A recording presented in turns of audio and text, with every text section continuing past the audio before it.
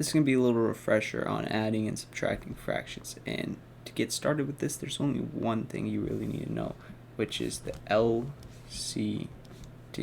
So let's see how this looks.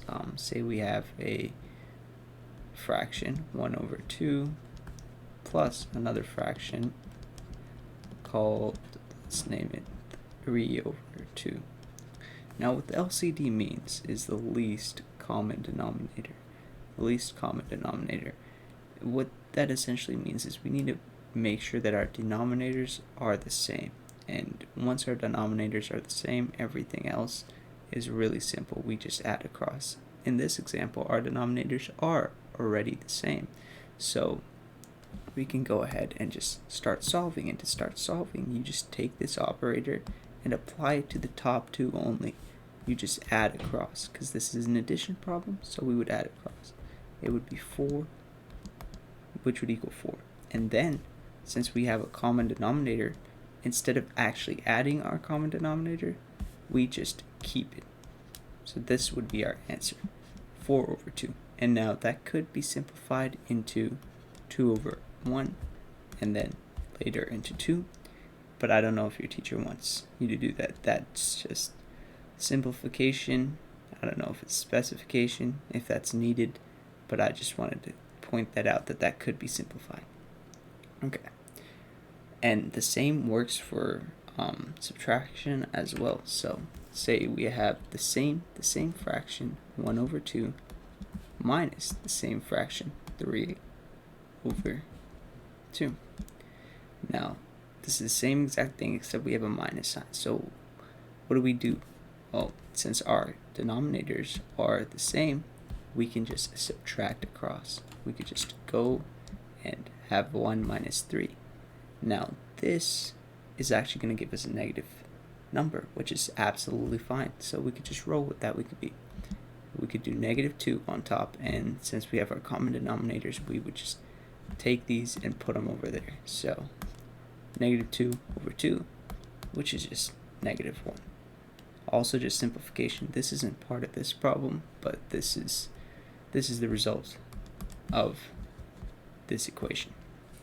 Now, what happens when things aren't so neat and you don't have a common denominator already? Well, that's when you have to find a common denominator, either by multiplying your denominators together, if that's the only way you could get a least common denominator, or finding some other common denominator. So let's look at how this looks like in practice. We got our two equations, 1 plus and 1 minus. We're going to work through both of them. Feel free to pause the video and try this if you already know how to do this. Refresh your memory. But I'm going to start and do this right now. So we need to find our least common denominator here. We need to find our least common denominator. Now the least common denominator for 3 and 7 is actually 3 times 7, which is 21. 21. So what we're going to do here is we're going to multiply this by 3. And now whatever we do to the denominator, we have to keep in mind we have to do the exact same to the numerator of that fraction. So if we multiply this by 3, you'll also have to multiply this by 3. And now since we want this denominator to also be the same as this denominator, we're going to multiply this by 7.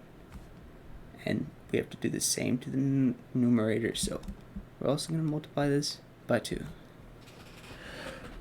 Okay, and now at this point we just want to go ahead and multiply everything and see what we get. Well, 2 times 7, I wrote that 7 very weirdly.